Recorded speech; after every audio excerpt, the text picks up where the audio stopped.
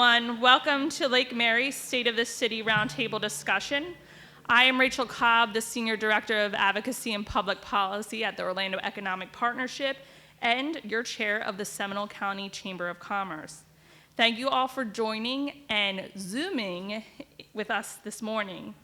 To those of you attending virtually, we have our wonderful ambassadors, Wendy Taylor and Ken Countess on Zoom today, so feel free to ask any questions you have about the Chamber, and we hope you enjoy the program.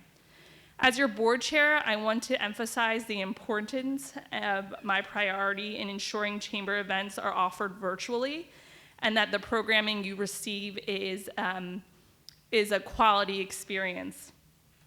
I had the chance to attend Good Morning Seminole virtually last week and can say it was really engaging, and I connected with my fellow chamber members and actually, I think, made a few friends too. So now I would like to welcome Chaplain John Montgomery from the Lake Mary Fire Department, who will deliver our invocation and lead us in the pledge today.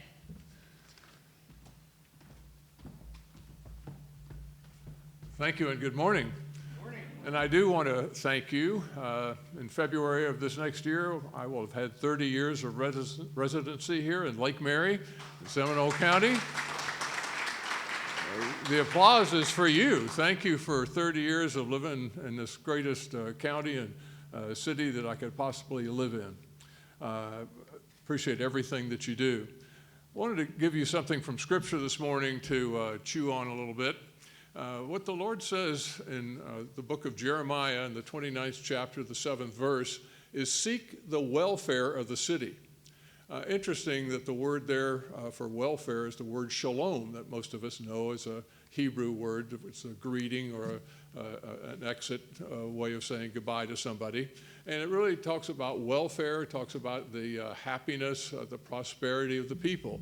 So it says seek the welfare of the city, and that's what you've done in your county, in your city, in the various roles to which the Lord has called you. And furthermore, it says not only just seek the welfare of the city in which I have sent you. So the Lord's put you where you are, and you have a role. This is a God-appointed position that you have. And then it goes on to say, pray for the city, for in its welfare you will find your welfare. Think about that. Let's pray. Father, I thank you for the welfare of Seminole County and of the city of Lake Mary where we find ourselves this morning. Thank you as a proud citizen of this city that you have watched over this city, that you have looked after the peace, the prosperity, the welfare of this county. And I thank you that you've spared lives last night and what could have been a far worse tragedy of the gas explosion in Seminole County, our sister city. I thank you, Father, for every person here, and I pray that they do feel that they've been called to do what they do and called here to do what they do, and that you would give them the strength and wisdom to continue to do the good things that they do here. And so we thank you that you would bless the opportunities that are gathered here for this morning, be with the panel and be with the discussions. Thank you that from this citizen's perspective, the state of this county and the state of this city is a very good one. And for that, we thank you and them. In the Lord's name we pray. Amen. Please stand with me as we say the Pledge of Allegiance. I pledge allegiance to the flag of the United States of America and to the republic for which it stands, one nation, under God, indivisible, with liberty and justice for all.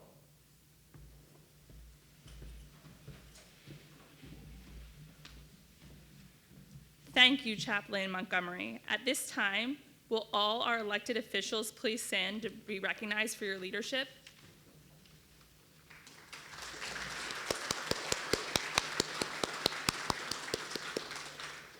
I'd also like to recognize our chamber board members in attendance today. Please stand to be recognized for your service.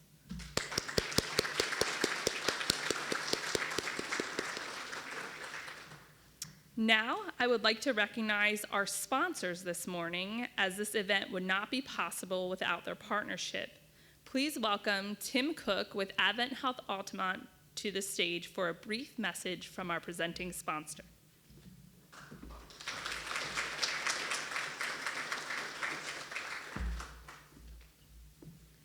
Good morning, everyone. It's truly a delight and a treat to be here, and I want to thank the Chamber and the city for an event like this, and it's teaching us all to learn how to move through this thing we call COVID. And at AdventHealth, we've been really honored and humbled to be part of helping us all as a community manage through this difficult and unprecedented new norm. And so it's something that we're very, very proud of. Our team has worked with things like the blood therapy and a lot of the other precautionary things, helping other parts of the community work through this.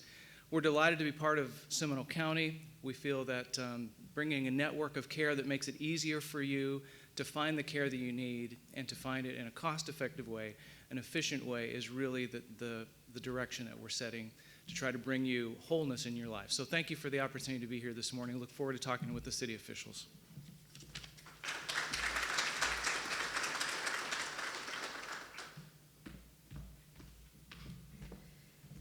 Thank you, Tim.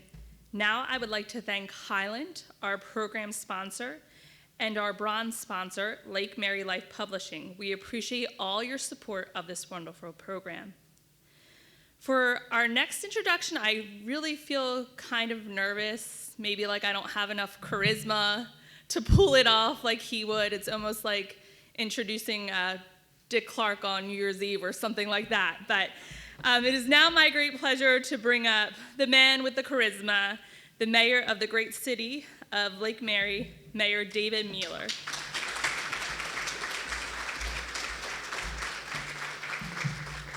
Rachel, thank you so very much. And I have to tell you, I've had the pleasure and the privilege of working with you over the years, and I have to tell you something right now, that the Chamber is in such a good position to have your remarkable leadership guiding this. And Tim, thank you for your sponsor message. These are very difficult times, and we're just very fortunate that we have the community partnerships that we do that make it better. But it's my pleasure right now to introduce a couple of people that allow me to look good, and they really deserve all the credit. And that's the commission members that I serve with. Commissioner George Duryea is the longest-serving elected official in all of Central Florida, and we believe right now in the state of Florida. He's with us on Zoom right now, so George, best wishes. Also, we have the newest member of our Lake Mary Commission, Commissioner Justin York. We have Commissioner Jordan Smith. We have our Deputy Mayor, Sidney Miller. And when we talk about expertise and leadership, our city attorney was just selected as a repeat winner from the Florida Bar as the outstanding city attorney in the state of Florida. Our city attorney, Katie Reichman. We have a remarkable partnership with our city sister, Sanford, and its city manager, Norton Bonaparte, is with us this morning. Norton, good morning and welcome. It's now my pleasure to ask our panel if they would please come forward at this time. Panel? Whoa. First of all, we have our city manager, Kevin Smith. He's followed by our Parks and Rec Director, Bryan Nipe, followed by Community Development Director, Steve Noto, and our Fire Chief, Frank Cornier. Whoa, wait a minute, gentlemen, I don't know what's going on here, but before you explain, I'm going to put this in the hands of our moderator. This is a gentleman that's been involved with AdventHealth for over 30 years. In 2018, he was selected to be the CEO of AdventHealth, Altamonte Springs. And in just 2 short years, think about the remarkable, just the incredible advocacy that AdventHealth has done for our community. But this person has immersed himself in the community, whether it's on the Chamber Board, Leadership Seminole, or other community activities. In my opinion, when we talk about servant leader, this person is the personification of a servant leader. Our moderator, Mr. Tim Cook. Tim, come on up, and I'm getting out of here.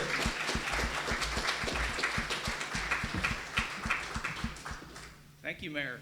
Dick Clark, I love it. Well, welcome everybody. I was wondering, I think we were all wondering, Kevin and team, how you were going to deal with COVID and still bring that Lake Mary energy. Clearly you've done it. Let me give you the floor for a minute. Tim, I wish I could take credit, but actually we're all embarrassed. We thought this was a Zoom meeting. But Tim, if I could just take a couple minutes for two quick things. First of all, can I just take an opportunity to recognize the best team in the business?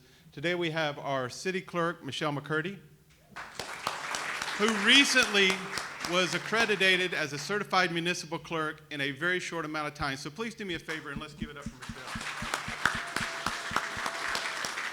Michelle. Also, our IT manager, Lindsay Mossam, is with us today. Our finance director, Brent Mason. And the man that leads the team that's responsible for the lowest crime rate in all of Seminole County, Chief Mike Biles. And I have to say one more thing if I could, Tim, and then I'll give you the mic back. I need to apologize. We wanted to apologize to everybody. How many of you had an opportunity to see the State of the City last year, which seemed like about 20 years ago now, but I think it was April of 2019? How many of you saw that? I think you would all agree that this team absolutely knocked it out of the park. I mean, come on, State of the City can be kind of a boring, Norton, am I right? But what the team put together was phenomenal. And I have to tell you that not long after that, we got together and started to put together what we hoped would be even a better event for this year. We worked really hard. We had some great partnerships with Seminole State College and others. And so along March of, I think it was scheduled for April, so along about March of this year, for some reason they canceled it. We weren't able to do it, Tim. I don't know what that was all about. But in all seriousness, when we're able to come back, not if, but when we're able to come back, you don't want to miss our next State of the City. If you've got plans, cancel them. Hawaii trip, postpone it. Your daughter's getting married, tell her to change the date. You don't want to miss this. So thank you very much. Well, gentlemen, good. And I think most of us have been to the State of the City before, and you do have a legacy of being one of the most enjoyable states of the city. Although this is beautiful, gentlemen. You've done a great job. And well, Tim, I'll tell you, it sounded like a great idea earlier. Now it's just awkward. It is a little awkward. Yes, it is a little awkward, but it's good. Well, Kevin, let's start with you. You know, one of the things that I think we're just all, there are words that have entered our vocabulary at a level that I don't think we've heard before. Normal, new normal, unprecedented, things like this are just some of the way we talk. And certainly you guys in your roles of leadership have faced some really new, unprecedented things. And so you've got this new sense of normal, which we're going to have to define as we go through. But tell us a little bit about life at the city. Have you resumed a new normal? What's that like? What can residents expect as they interact with the city going forward? But Tim, I have to tell you, one of the things from the get-go that was extremely important to Mayor Mueller, the commission, myself, and our entire team was to maintain those continuity of services. And, I mean, there's an argument. We could talk all day about the role of government, but I think no one will dispute that in times of emergency, you know, if someone is unfortunately breaking into your house, you want Chief Biles and his team there. If something happens to your loved one, you want Chief Cornier and his team to respond. And in emergency management situations like hurricanes and the like, to include something that none of us have ever seen before. It was very important that you could rely on your city. So certainly if you walk into City Hall, you're going to see things like plexiglass barriers at the customer service counters. You're going to see the now infamous or ubiquitous 6 foot separating markers on the floor that we've all come to love and ignore, come to love. But other than that, you know, we did close to the public for a week or two, maybe 3, but we never closed our doors. And I have to tell you as well, you know, one of the things that the team and I had been working on to try to enhance probably for more than a year now is our virtual presence, our online presence, our e-services. Steve and his team had been working really hard on e-permitting and things like that. So as the pandemic, if you will, came around, I think it just heightened the need for that.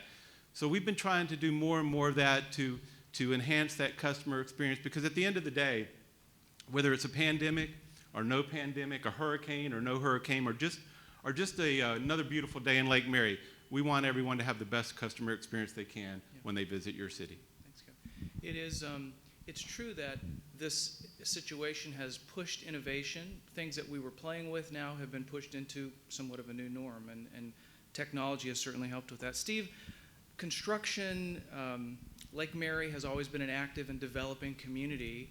COVID has come, that's created all kinds of new dynamics. How has that been dealt with? Sure. I'll quickly mention, to dovetail on Kevin's awkward comment, as I was getting ready this morning, my son, who turns 3 today, came bolting into the bedroom, and he looks at me, he says, "Daddy, what are you wearing?" And I was like, "Daddy's got a special meeting, we're gonna do a surprise," and he just looks at me, "I don't like it," and he just falls to the floor and just starts moping about it. So I don't know why we did this. So as far as development, it was very active, not only in Lake Mary, but the entire region, as everybody knows, with development. And at first, it didn't seem like we would be impacted too bad.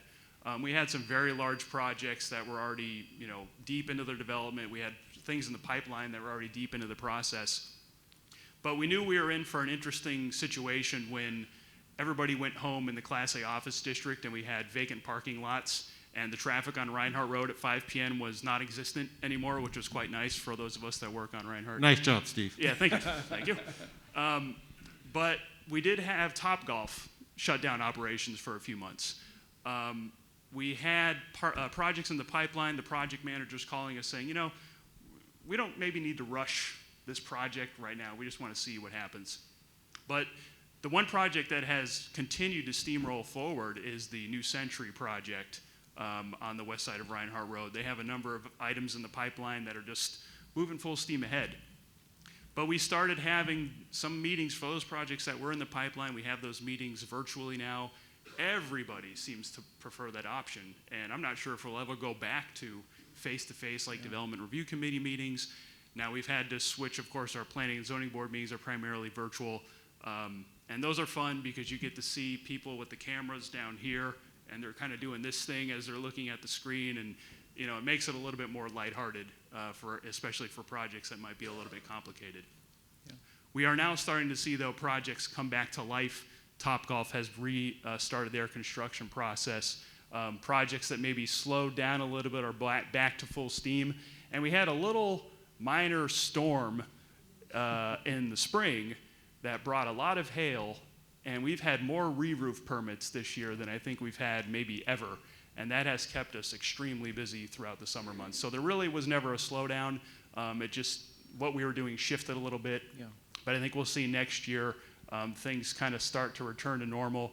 The traffic is starting to come back to Reinhardt and Lake Mary Boulevard, but it is still not back to those pre-pandemic levels, if you will. Yeah. Well, that time in July, traffic was very eerie. If you went out on the roads, it was very eerie. Well, thank you, Steve. But you kind of touched on the people context of this whole thing. People getting together, whether it be meetings, and that's changed. But still, that's the heart and soul of Lake Mary. And Bryan, city programs and events and things of that nature have always been a high point of the community. How have you managed through that?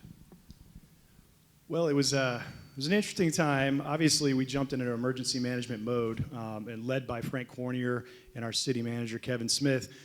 We got together on a weekly basis, if not more, to determine what can we do, what should we do, what should we not be doing, and what can we do differently. Really focused on events, and then, of course, our programs. And we shut down all of our programs, and we initially shut down all of our events. But then we realized that there were things after a certain amount of time that we needed to do to get back to some sense of normalcy in our town. The farmers market, for instance. We knew that we could space our vendors out. We knew that people were starting to really play it safe as they came out as customers. Our car show and things along those lines. At the same time, though, our staff was in emergency management mode and making sure all of our buildings were safe, allowing for people to go into Steve's building, allowing for people to go into City Hall in a safe manner. And so they all jumped in head first. And the focus was really just the safety of our staff and the safety of any customers that we were dealing with. We are slowly getting back to looking at what events we can plan for the rest of 2020. Some of those you'll see are going to come out a little bit differently, but we're going to do it in a creative manner that we're going to keep the fun aspect involved and keep everybody safe at the same time. Yeah, I appreciate that. I think it's really important for us as a community and society to move forward. We can't just stop. We've got to find ways to do it safely, and you've done that, and you're doing that, and I appreciate that. Chief, one of the things that was a real new world for all levels of people on the front line was, how do you keep the first responding team safe in a situation where there's just so many unknowns we didn't know? So you tackled that literally right on the very front line. Tell us a little bit about that experience. What did you learn, and what are you guys doing about that?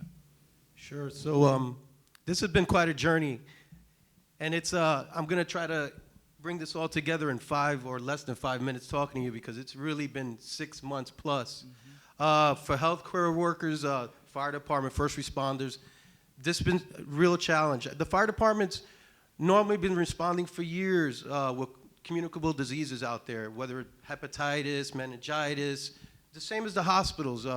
We went through things back in the 80s with HIV. We just weren't sure where some of these diseases were coming from. And it's, over time, scientists figure it out and say, hey, protect yourself like this. So one of the things when I was talking to the city manager early on, I said, hey, this reminds me back when I was a young paramedic back in the 80s.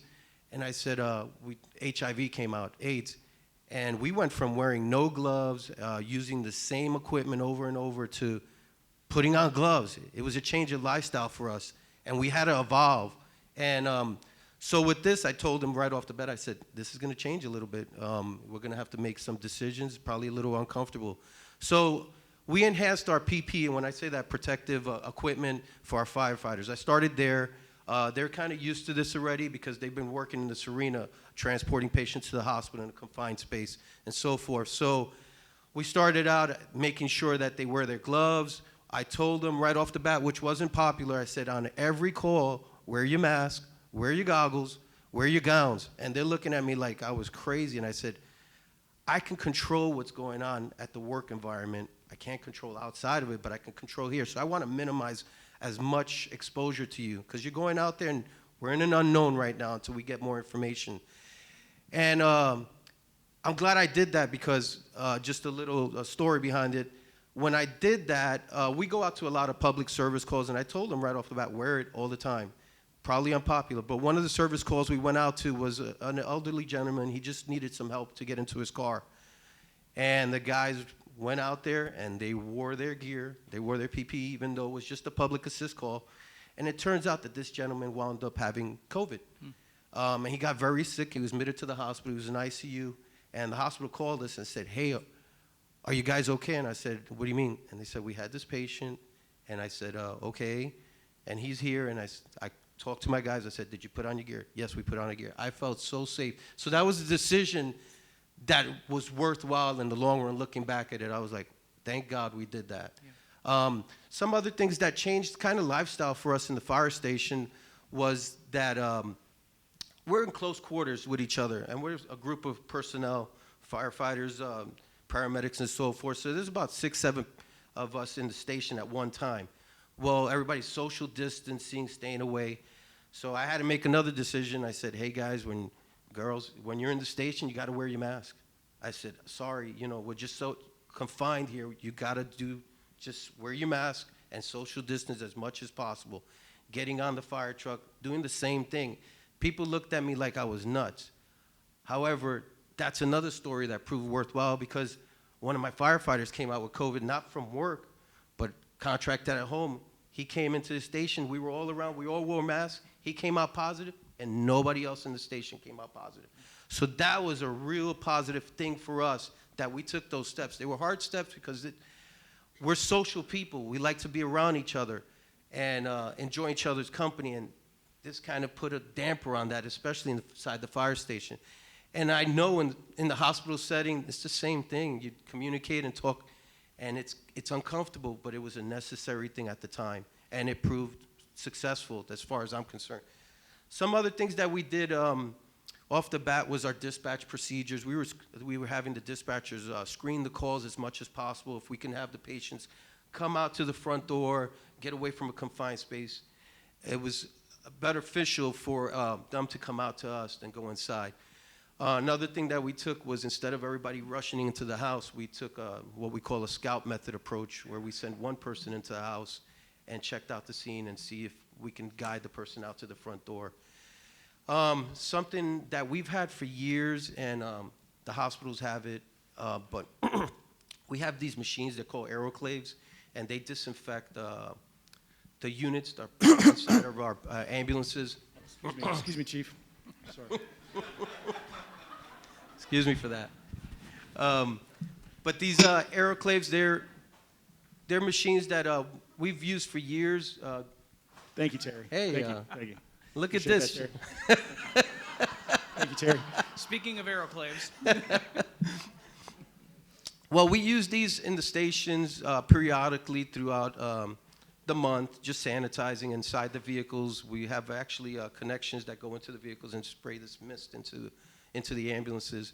And with that, they're used quite often in the hospital. It's a peroxide solution that's a disinfectant, and it works against all sorts of viruses and bacteria, mold, and mildew. But we've had this, and I went to the city manager and I said, hey, this has proven helpful for us. It decontaminates, disinfects our units. We're in confined space. We might need to buy a couple of more. And right away, we bought some more. I talked to Chief Biles. I said, your guys are in confined space with others inside a patrol car. I said, probably a good way of disinfecting. It's a mist. It's easy to apply. And then from there, went to Bryan. And I said, Bryan, this is an area that we should sanitize a little more often. And we provided him with a machine. So that was real successful.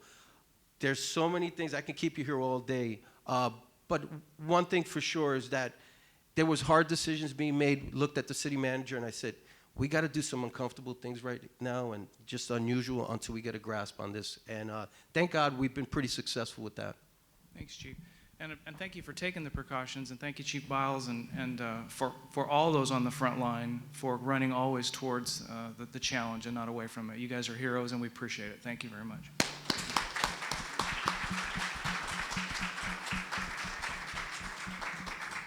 Well, Chief, you talked about a lot of financial decisions were made during this process that didn't go through some of the typical vetting that we do as organizations and budget. And Kevin, as you're looking now forward at some of the implications, more of the learning, do you anticipate budget challenges and things that need to be cut back to accommodate for others? I know this is a crystal ball time, but what are some of the things you guys are thinking about? Well, Tim, I have to tell you, I consider myself a capitalist, and I think that the capitalistic economic system is the greatest economic system in the world. But my gosh, do you know how expensive masks are these days? Yes, I do. I know that's rhetorical, but thank you very much.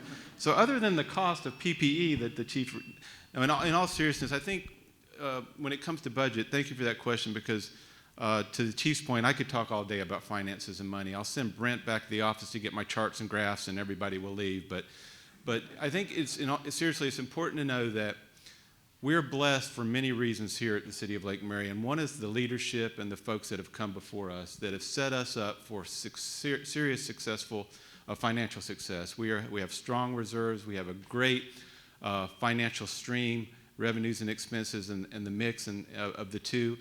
And it's always been important to folks that have come before me and to myself as well, not to follow the revenues as far as how much money you spend, but rather just to keep that steady expenditure flow going. And if revenues are good, you have a little extra for a rainy day. If they're not, you have a little bit to make that up. And so for that and many other reasons, the mix of revenues in Lake Mary put us in a really advantageous position to be able to weather even unprecedented things like this where there is no playbook, and to be able to again come out and continue to do what is most important above all, which is not to sacrifice in any way, shape, fashion, or form the outstanding level of services that these guys and gals out here provide on a daily basis. And if I may, it just kind of dovetails into something, Tim, that the chief reminded me of, and this conversation reminds me of, which is whatever level of success I think we humbly may have had here at Lake Mary is, again, attributable to those that have come before, but also the relationships that we've been able to maintain. The mayor talks about this all the time. Commissioner Smith talks about it as well all the time. Relationships we have not just here amongst our team and the working camaraderie we have, but others with the other cities in the county, to include Norton, Bonaparte from the city of Sanford, and the folks at Seminole County. Yourself at AdventHealth and the folks at ORMC. Tim, as you know, you and I have talked back early as March. You let us know what was going on every step of the way. Because quite frankly, you knew that when temps popped up in front of AdventHealth on Reinhardt Road in March, people might get alarmed. But we were prepared to know what was going on there. The relationships I mentioned with the county, we have been in constant contact, and Norton could speak to this as well, on a weekly or biweekly basis with the experts in the fields, our medical director, the director of the Department of Health, representatives from the healthcare field. Again, keeping in mind that there is absolutely no playbook for this. I'm sure you've seen a lot in your career, and this may, quote unquote, take the cake. I know it does for me. So the fact that we've been able to do that and been able to have that level of success, I think is directly attributable to that. And I would be remiss if I didn't say thank you to everybody, to include yourself.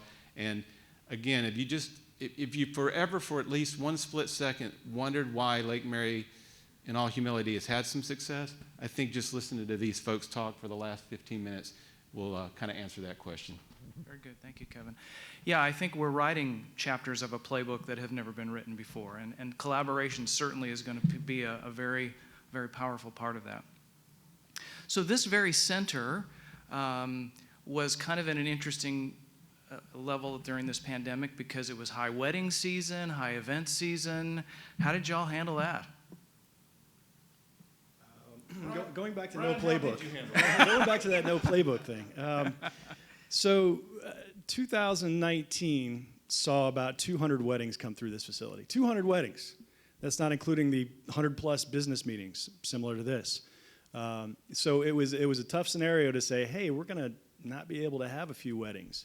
And so we were having brides call our staff, some of our staff in the back, Gunnar and Kristen back there, and very concerned. Should we cancel our wedding right now? What should we do? And so we were allowing them to push it out. Maybe we'll be through this thing in July. And then we're getting the calls back in June. It's not looking so good still. And so we've had cancellations. We've had weddings pushed out into 2021. But we've worked with all of our clients and customers like we always have with incredible customer service and make sure we have them in mind when making any decisions. Unfortunately, management decisions that we had to make to cancel events. But we are welcoming back now. We have almost a full pallet in October, and people are coming back. Obviously, we're half capacity, similar to other facilities in Seminole County and elsewhere in Florida. But we're seeing it come back, and we're doing things a little bit differently.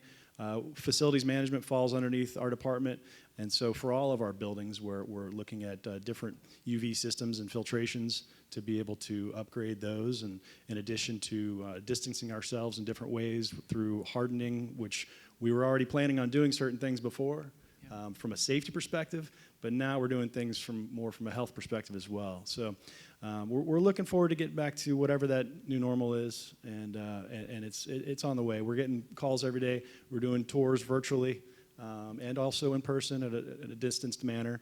But the virtual thing is certainly going to help out, where people can look at a 360 tour of the event center or the community center, senior center, elsewhere, and not have to step a foot in the building and stay safe. Yeah. Well, again, Tim, I go ahead. apologize. As you could probably tell, I never want to miss an opportunity to brag on our incredible team here. So if you've ever spent any time other than this at this beautiful event center, it's attributable to those folks in the back. So please give a round of applause for Kristen, Gunnar, and Terry wherever he went. Thank you, guys. I'm sorry. Thank you, Tim. Well, I'm glad you said that, Kevin, because I wanted to commend the city and the staff, because I think it's going to be leadership and innovation like that helps us create that new playbook so that we can continue to move forward, have events and do things, but do them in a safe and effective way. And you're doing that. You're modeling that. This event, the Good Morning Seminoles, and using the facility as you've outlined, these are going to be ways for us to move through this period with some level of normalcy, learn how to do that, continue to socialize, and we'll all be healthier in that process. So thank you for that. Chief, anything else? You went through a lot, but is there any other takeaways that as you look back that you want to share with us that you guys are going to kind of also incorporate into going into the future? Sure. A few items. There was one of the biggest things was right off the bat when I was talking to Kevin. Of course, I had to take an emergency management lead on this during this event, and so I was not just worried about the fire department. I had to be worried about everybody. And one of the biggest things is people want to know. They want to understand what's going on. If you keep them in the dark, they're going to get scared. and fear, and they're not going to know what's going on, and we're keeping a secret or something. So anyway, we started a campaign right off the bat.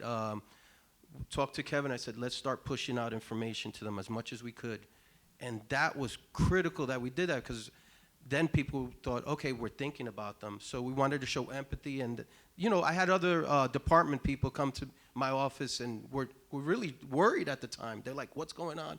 They wanted answers, and it was answers I really didn't have, but I wanted to reassure them. So another thing that we needed to do, too, is show leadership behind the whole thing, that we were going to make decisions based on the best information we had and show that we cared about our employees and the public as a whole, because we still had to run a city. We still had to provide services, how we were going to get it. So we were pushing all this information through social media, through our websites, email, contacting as many people as possible. We were staying, like Kevin said, we were collaborating with other agencies, with the county, emergency management, to push this information as much out as possible. So communication was critical. Leadership was critical, because we were making hard decisions, things that we've never were tasked to do before, and it was on the fly, just based on the best information we had. And the third thing was showing empathy, not just to our employees, but to the public as a whole, that we care about you, we understand, and we want to get through this together. So that was my take on it. Hopefully, we'll continue to go through this journey, and things will turn around for the better. But we're going to keep on communicating and keep on leading people, and hopefully have a good outcome. Well, that's a key. That's a huge key, Chief, and it's been probably one of the most unique challenges to this particular pandemic, because information has changed so rapidly. I'm curious, for any of you, as you look back particularly, what were some of the biggest blanks in the community constituent that you had to deal with on a regular basis? I mean, maybe that list is too long, but in terms of the ability to try to keep people up to date, that was a big challenge. I think I'll take that, sir. First of all, from a social, excuse me, Ericlave?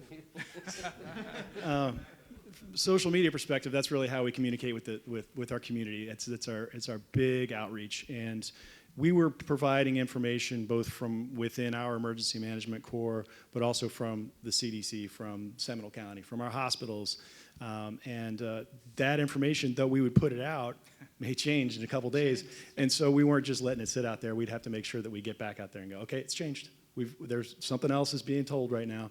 Wear a mask. And so that changed over time, but we continually never stopped pushing out information on social media. We didn't think there was ever enough information we could put out there, and we'll continue to do so. Yeah, good. I got a question I need to ask you. It's not on the script, so this may be the last time I ever do this. But you know, one of the things on this the changing information and the credibility of leadership, you guys are all front and center leaders, very active in your community. I'm wondering, are there some leadership lessons you've learned, if you looked back, when you have to deliver a message in politically charged times that's changing, it gives people an opportunity to pull back in their credibility of you or the leadership, because we're not used to, as a society, having so many things change so quickly without wondering there's something else going on. How did you deal with that? How did you maintain the integrity of your leadership and the connection with your community? Social media clearly is an issue, but that's open to all kinds of messaging going back and forth. So you can put a solid message out, and I'm just curious how you dealt with that. Tim, I don't know that it's necessarily anything new as much as it is just reinforcing what I think we knew all along, which is to be open and honest with everyone. Mm-hmm. If you don't have the answers, say you don't have the answers. Right. And again, we said from the get-go, there's no playbook for this. But we're going to take it day by day. We're going to tell you what we know, and we're going to react. Again, we said day by day, and it got to minute by minute. Yeah, right. That's right. So, and I think that's we've taken things slow and methodical. We've not rushed to judgment. We've tried to collaborate again to get as much information from folks that know more. Like perhaps there's something that y'all might have in the health industry that we didn't, or at the Department of Health, or so on and so forth. So I think that cautious, methodical, and I'm going to use this term, data-driven approach has served us well in the past, and thus far served us as best as it can in, again, a very unknown situation. Well, you've done an excellent job, and I appreciate that. Talk a little bit, any of you, Steve and Bryan maybe, the rest of you, just the general business model of the city as you're looking forward. You've talked a little bit about technology. Are there other things that you're considering that might be new innovations as you kind of look at the business model going forward? Sure, I'll tackle the technology end of things. We were already doing things in community development. Oh, excuse me, Aeroclave. We were already doing things in community development to push the technology envelope a little bit. Our planning and GIS manager really put a lot of effort in over the last couple of years to put maps online that were interactive for the public, realtors, developers. We put up an interactive, active project list and map that people could look at. And we were starting to get to the point where we wanted to really tackle the big one, the one that everybody's been waiting for, which is the e-permitting, the virtual inspections, things of that nature. And we were starting to talk about it, you know, this is going to be a valuable thing we can do, maybe next year or something. And then the next thing you know, we have people teleworking, we have people emailing us and calling us from the living rooms and bedrooms and what have you, saying, I sure would like to just press File, Select, Upload. Do I need to come to your office? And so we had some baskets, you know, that we set up just to try and get through the day-to-day, hour-by-hour changes that were occurring. But we're at the point now where we are in the rollout phase of e-permitting, virtual inspections, things of that nature, things that most people expect that if you don't have it, they kind of look at you a little strange.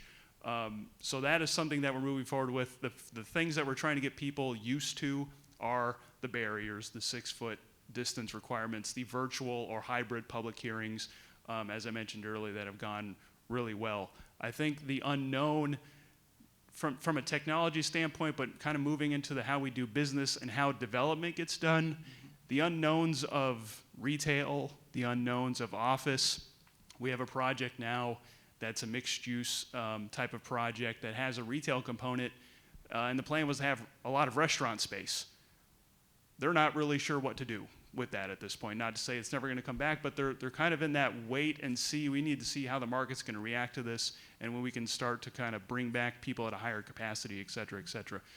So it's definitely causing us to look at technology, customer interaction, and then codes as well, if we need to do major code updates that kind of better reflect this new normal that we're all being thrust into moving forward. Yeah.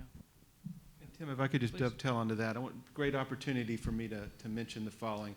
Certainly, we first and foremost, in anything we want to do, we want to be safe. If you're going out to eat at your local restaurant, certainly you want to be safe. But I think we all realize that they're probably struggling at this time just for those reasons. That's part of this, what we've got going on right here, our Love 32746 campaign that Bryan and his team put together. So please get out there and support 32746 and those folks that are having tough times right now. Yeah. That's great. I think that's any other comments on that and how it impacts your business going forward? Well, it's interesting. We did come out with that brand, that logo prior to COVID hitting several months before it, and it was really just based on we wanted to show our businesses some love, and we thought that 32746 is a zip code that really has a huge bearing, and people, when they're looking to move into Central Florida, they're looking for Lake Mary, they're looking for that zip code 32746, and so it's also a lure for businesses to come this way. So we wanted to just really encapsulate that, and we've had a lot of success with it, a lot of positive feedback, and now more than ever, we want to show our love, and so we get that. We're continually pushing that out there. I'm sorry, Tim. Yeah, no, go ahead. Just please, one of the items for us that we went virtual. It's kind of a little crazy when I say we went virtual on the fire department. But we do other things besides fight fire and I told you they be were good. paramedics. They're very good. Very good. But we provide services too, non-emergency services that affected us during this whole event. And one of them was inspections. We go out there doing fire inspections, but they were, we didn't want to come in close contact for our employees and for the people working at some of these facilities. So what in turn we did was go virtual on some of these inspections where our inspectors were calling the facilities and going FaceTime, or they were going through a checklist, sending it to the whatever occupant, and they would walk through the whole facility together and say, okay, trigger this, show me your sprinklers over here, exit doors over here, to make sure there's still safety that had to happen and these inspections had to happen. So those were a couple of things. We still had to go out there and install fires and smoke detectors. So people would contact us and we would take precautions and we'd tell them, please take precautions. We're going to come into your home and put in smoke detectors. And a lot of things that we normally do inside the station, we had to stop. So where they come to the fire station for a tour, we went virtual on that. We had read a book with a firefighter, and we did a tour. We did these videos. We put them on Facebook of taking them through the fire station and so forth. And one of the things that were affecting pretty much all of us, we had children at home. They were bored. They wanted to interact, and these were ways that we can interact with the public. So that seemed to be very helpful. Yeah, that's excellent. Excellent. Gentlemen, any other takeaways as you kind of reflect on this last year? And you've touched on a lot of really interesting, I think, innovations that the pandemic has forced forward that will continue to refine and be meaningful ways we all do business. But any other reflections? And let me ask you one thing related to that. Mental health has been something that we've talked about as a country and as a state and as a county, but the pandemic has brought mental health issues into almost everybody's home because everybody's had to deal with a certain level of anxiety, unknowns, isolation. How have you addressed that at the city? Well, you can see us right now. A new dress code? But in all seriousness, service calls for assistance. I mean, unfortunately, a suicide rate, we started seeing an escalation in that, people by themselves.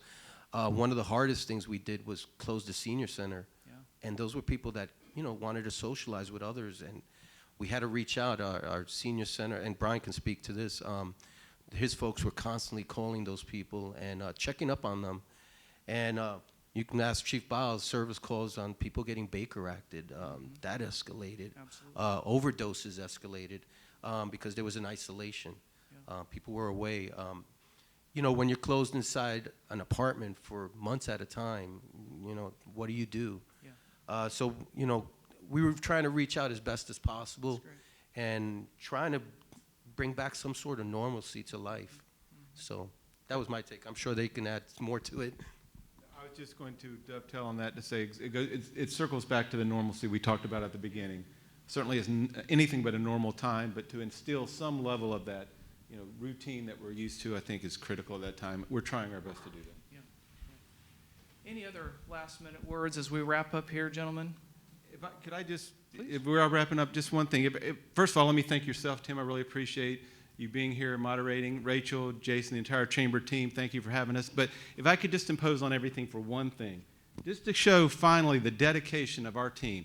It is Bryan Nipe's birthday today. Oh. And Steve Noto's son, Luke, is 3 today. So follow me on this. Can we please sing happy birthday to Luke Bryan? In all seriousness, can y'all please join me with a happy birthday to you? Happy birthday to you. Happy birthday, dear Luke and Bryan. Happy birthday to you. Thank you very much. Tim, thank you very much. And I just wanted to say something right now. The emphasis was on this managing this most difficult time for the past 7 months. But one of the things that I want you to keep in mind right now is that the city of Lake Mary enjoys the lowest crime rate, the lowest tax rate, not by accident, by design. But I will share something with you right now. Only a handful of cities in all of America have nationally and internationally accredited departments. The city of Lake Mary has that in every department. I will share something with you that took place in this very building. A national reaccreditation group came in here with a committee from members across the country. The chair was from Asheville, North Carolina. He said, I love my community, but I can assure you something right now. If I ever relocate, I will definitely relocate to Lake Mary. Team, thank you so very much. Tim, thank you. Well, that was definitely a proud Papa Mayor. That was great. I love that. Thank you, gentlemen. You did a great job. Give them a big hand. I'm going to turn it back over to Rachel.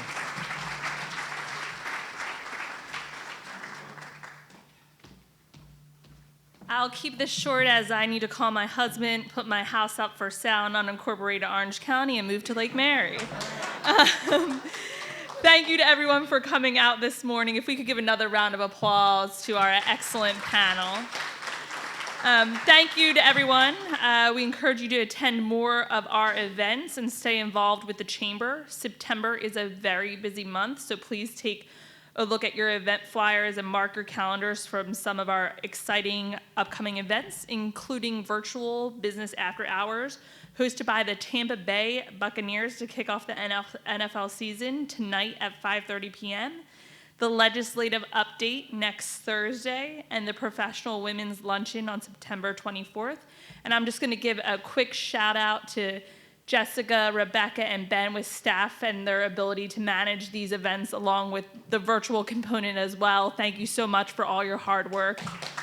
You guys deserve it. And a special shout out to Louis Malera with 1AV for his AV services. There are virtual options for all of these events and space is limited, so don't forget to log into your member profile and register before they sell out.